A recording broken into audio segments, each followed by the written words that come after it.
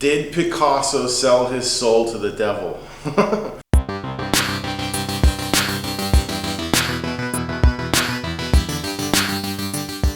Okay, so I've watched a few documentaries about Picasso, and one of the documentaries revealed several interesting things that I didn't know anything about. Okay, the first thing is that the blue period, that's really famous, people think it was just an aesthetic decision, but it wasn't. It was actually a spiritualist decision. Something having to do, I'm not sure what the details are, but something having to do with the color blue meaning something in spiritualism, in a spiritualist context. So like with seances and Houdini and apparitions and vomiting and ectoplasm and all that kind of stuff, the color blue was like of the spirit or the soul or whatever. So most of Picasso's paintings, well, all of them that were in this blue period, that I guess they're blue figures and stuff like that, they have something to do with spiritualism. Secondly, Paloma Picasso states that when she was a young girl, Picasso would make her sit down on the steps with him for like a minute and wait a minute before they left, right? Due to some kind of superstition that if he didn't do that, then he would, like, something bad would happen to him, right? Or her. And then the third thing, this is actually the most interesting thing about Picasso. Picasso had like a lot of different wives and girlfriends and mistresses and stuff like that.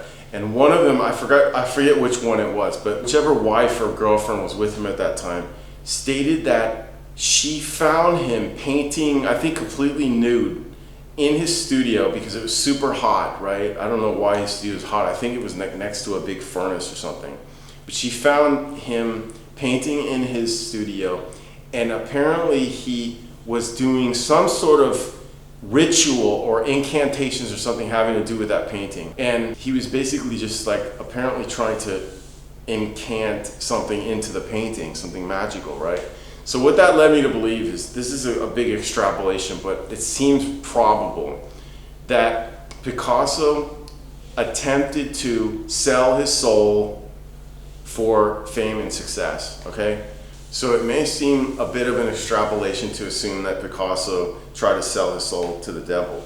But if you look at the progression of his art, right, he goes from, see, now it's assumed that, you know, all modern artists went from, you know, hyper-realist painting, or academic style painting, to modernism, which is basically reduced art reduced down to minimalist forms. It's just assumed that most artists do that now.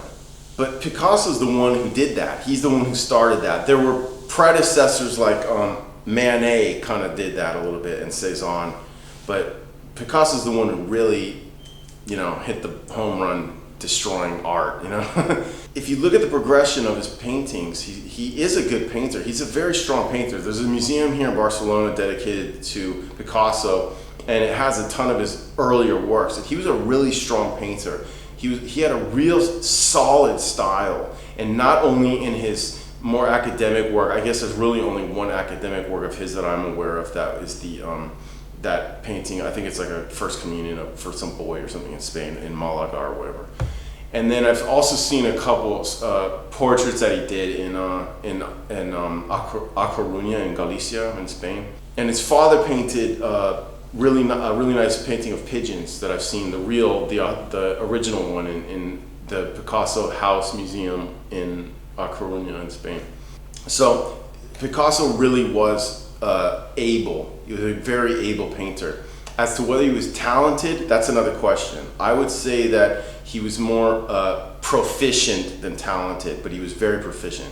He was a good painter. He could have gone on to paint in the academic style, but something caused him, whether it was an internal something or an external something, caused him to change direction and begin to reduce art, to head away from realism into archetypal geometricity, and then also influenced by African masks. So what was that? What was that, right? Obviously, the blue period proves that he was aware of spiritualist ideology. And if he's willingly reducing art, right, from realism to modernism, because he did, he's the one, that's why he's famous. That is why he's famous, because he reduced art from realism, academic realism, to modernism. So the question is, what exactly induced him to do that? What is it? I think that there were two things. This is what I'm guessing, okay? There are two influences on him. So I think it was either Gertrude Stein that discovered Picasso and gave him the idea and an impetus to destroy art, because I think that she was sort of, if not controlling, then provoking a change in art for whatever reason.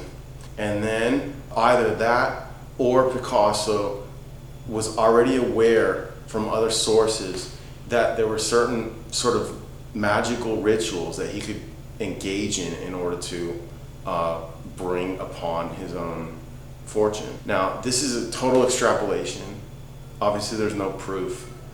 But if you look at the progression of his work, there is something to what I'm hypothesizing here. I'd like to know what you think. Do you know anything about this? Do you know more than I do about it? Is there something you can share to enlighten me on this topic? I'd be really interested to know. Did Picasso sell his soul to the devil? Please like and subscribe to see a new video every day. Check out jessewaugh.com and click on the links below for more information about my work and that of today's featured artist. Please consider supporting my work at Patreon. The link is right there. And for artist suggestions, please head on over to Patreon as well for more information. Thanks.